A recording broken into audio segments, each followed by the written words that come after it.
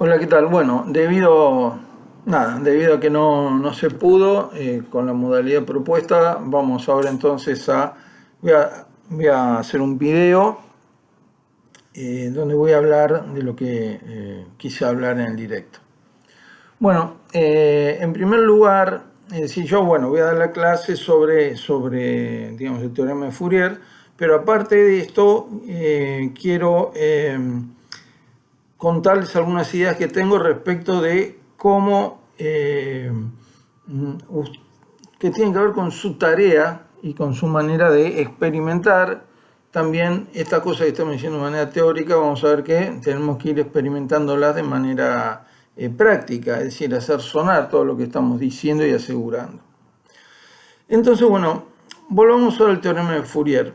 Entonces, tenemos que Jean-Baptiste Fourier es un físico francés, decía que vivió alrededor del año 1800, y él enuncia un teorema que dice que todo un movimiento vibratorio, por complejo que éste sea, puede ser entendido como la suma de movimientos armónicos simples, es decir, de sinusoides. La sinusoide es la representación de una función trigonométrica, la función seno. La función seno es el cateto opuesto dividido, es así. El cateto opuesto, sí, correcto, dividido en la hipotenusa, es CO dividido H. Este cateto opuesto dividido en la hipotenusa, en las funciones trigonométricas la hipotenusa vale 1 y el cateto opuesto va a poder tener valores que van a variar de 0 a 1. La hipotenusa siempre va a ser 1. Si nosotros vemos cómo viajaba el móvil en nuestra circunferencia, vemos que hay un ángulo, el ángulo alfa, que se va abriendo a medida que el móvil se va abriendo, a medida que el móvil va viajando. Este ángulo, lo vamos a llamar alfa, este es el cateto opuesto, y esta es la hipotenusa, que es siempre del mismo tamaño. Entonces, al abrirse el ángulo alfa, el cateto opuesto va aumentando su tamaño. Y cierra el ángulo alfa, el cateto opuesto es más chico. Como en rigor el tamaño del cateto opuesto es el que determina el valor instantáneo de la función seno. Es decir, aumenta el cateto opuesto, siempre dividido por 1, aumenta el cateto opuesto va a aumentar el valor del seno. Disminuye el cateto opuesto, va a disminuir el valor del seno. Pensemos que esto se va produciendo en el tiempo. Entonces, si tenemos esto es el eje de las X, ¿sí? Lo ponemos acá, me tapo. Este es el eje de las X, ahí está. Entonces, aumenta en el tiempo el valor del cateto opuesto, disminuye, y bien. Esto yo se los voy a mostrar gráficamente, no se preocupen. Yo estoy gesticulando como para que tengan una idea. Entonces, de lo que es la sinusoide, porque bueno, esto pretendía ser un vivo y se transforma en un video. El video lo voy a preparar y va a haber imágenes como para que ustedes lo puedan tener claro. Entonces, volviendo al teorema de Fourier, cualquier sonido de la naturaleza, cualquiera, es decir, la única manera que yo puedo generar sonidos simples es con la computadora, cualquiera, son movimientos, se entienden como movimientos vibratorios complejos o compuestos, que pueden ser, por lo tanto, entendidos como suma de sinusoides. En la práctica, el sonido de la voz humana, el sonido de un trombón, el sonido de una flauta, el sonido de un violonchelo, están producidos por movimientos vibratorios complejos y por lo tanto pueden ser descompuestos en sonidos simples, y eso nos va a permitir estudiarlos en su especificidad, en su particularidad de sonido de trombón, de voz, de flauta.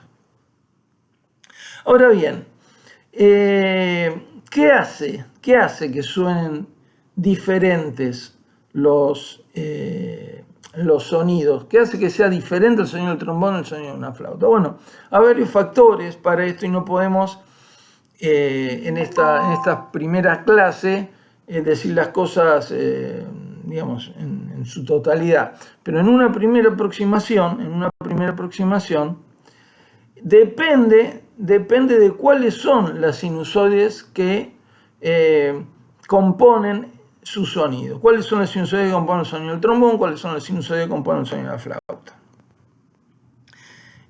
¿Y cuáles son las características de estas sinusoides? ¿Y qué características pueden tener las sinusoides desde el punto de vista del timbre?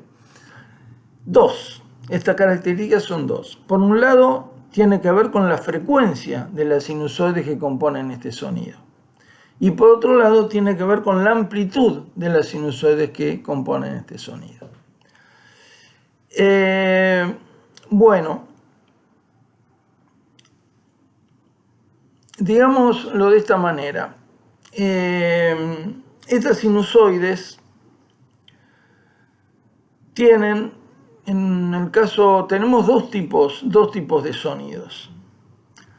Un tipo de sonido es el sonido tónico, es decir, el sonido del cual yo puedo cantar la nota. Y una segunda posibilidad es el sonido no tónico, del cual yo no puedo cantar la nota. Los sonidos tónicos tienen una estructura armónica, es decir, la estructura armónica quiere decir las frecuencias de las sinusoides que componen el sonido tónico, repito, la frecuencia de las sinusoides que componen el sonido tónico, son todas frecuencias que son múltiplos enteros de la frecuencia de la sinusoide, la frecuencia más baja de la sinusoide más baja, que se llama fundamental. Entonces supongamos lo siguiente, supongamos que yo tengo un sonido cuya fundamental, es decir, su frecuencia más grave, es de 100 Hz. ¿No? Entonces uno lo canta, lo toca, es un sonido bastante grave. No es un sonido bastante grave.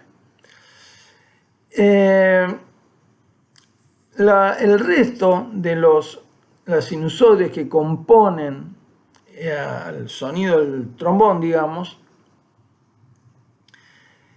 tienen frecuencias que son múltiplos enteros de 100, en el ejemplo. Entonces va a ser 100 por 1, 100 por 2, 200, 100 por 3, 300, 100 por 4, 400, y así sucesivamente.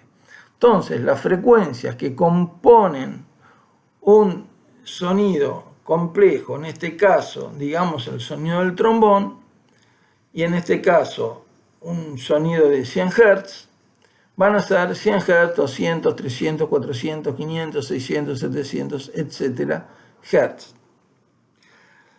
Ahora bien, hay otro aspecto, el otro aspecto que determina el timbre es la amplitud, es decir, cuánta intensidad tienen cada una de estas sinusoides. Si yo tengo un sonido con sinusoides que tienen 100, 200, 300, 400, 500 Hz, con ciertas amplitudes, y tengo otro sonido cuyas sinusoides tienen de frecuencia 100, 200, 300, 400, 500 Hz, pero con otras amplitudes, van a sonar diferente. Entonces, resumiendo,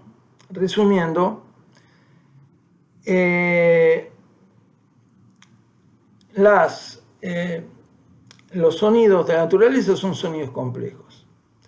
Estos sonidos complejos pueden ser tónicos o no tónicos. En general son sonidos no tónicos.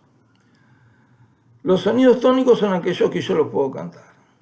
Sonidos que yo puedo cantar tienen una estructura de frecuencias de sus componentes simples, de sus sinusoides, que son múltiplos de la frecuencia más grave o menor, que es la fundamental. En el ejemplo, 100, 200, 300, 400, 500 Hz. Los sonidos cuyas componentes simples, cuyas sinusoides, la frecuencia de estas sinusoides no son múltiplos enteros, no se pueden cantar. Por ejemplo, digamos 100, 111, 323, 504, 1021. Si tuvieran esas frecuencias, eso no se puede cantar porque no son múltiplos de una frecuenciales de una fundamental más grave. Un detalle. Ustedes podrán decirme, bueno, pero este último ejemplo son todos múltiplos enteros de 1.